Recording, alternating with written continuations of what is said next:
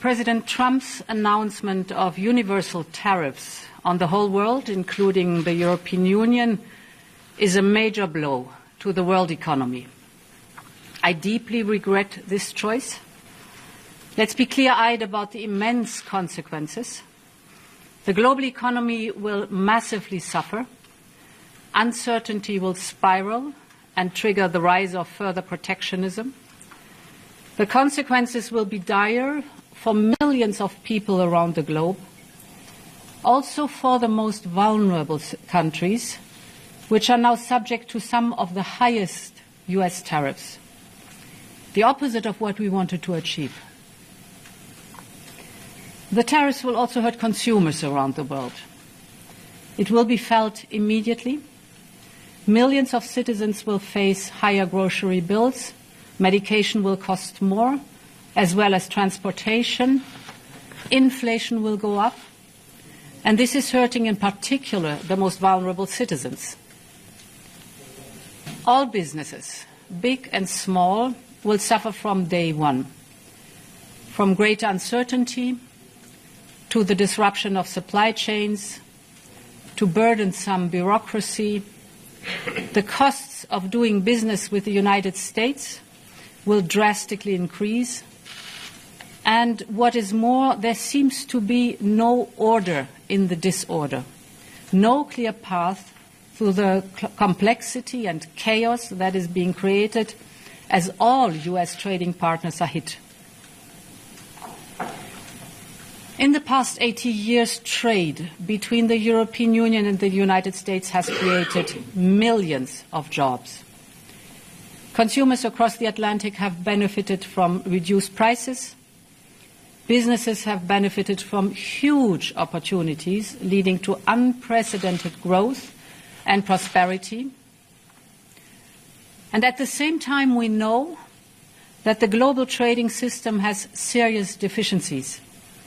I agree with President Trump that others are taking unfair advantage of the current rules, and I'm ready to support any efforts to make the global trading system fit for the realities of the global economy. But I also want to be clear. Reaching for tariffs as your first and last tool will not fix it.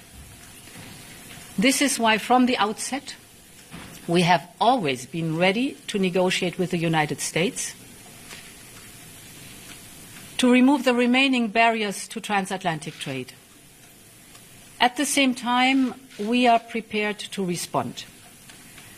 We are already finalizing the first package of countermeasures in response to tariffs on steel, and we are now preparing for further countermeasures to protect our interests and our businesses if negotiations fail.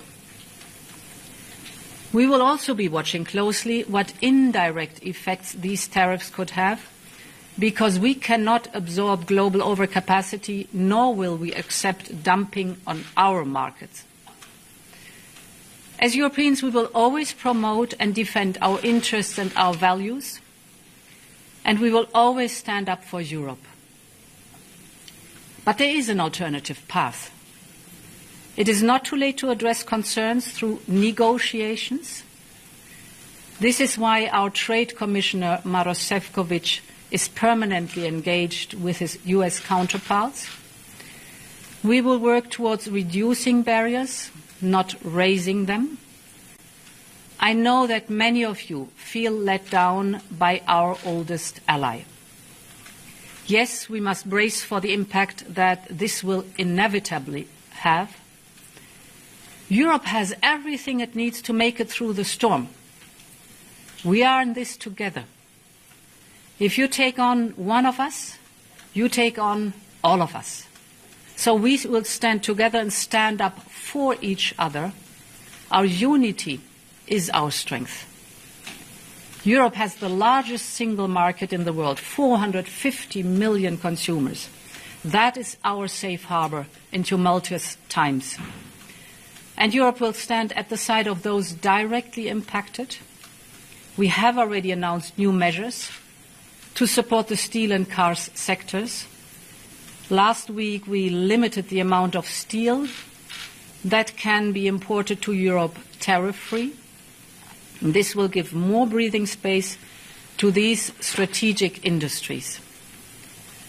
Now, we will also convene strategic dialogues with the steel, the automotive and the pharmaceutical sectors, and others will follow.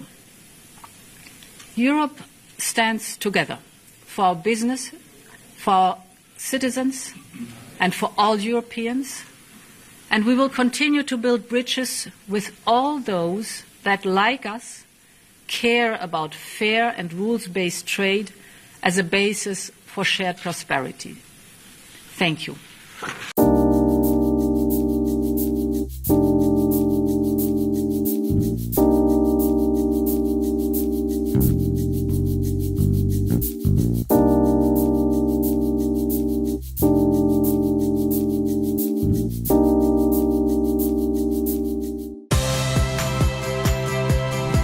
Saya Audrey Chandra, saksikan program-program Kompas TV melalui siaran digital, pay TV, dan media streaming lainnya.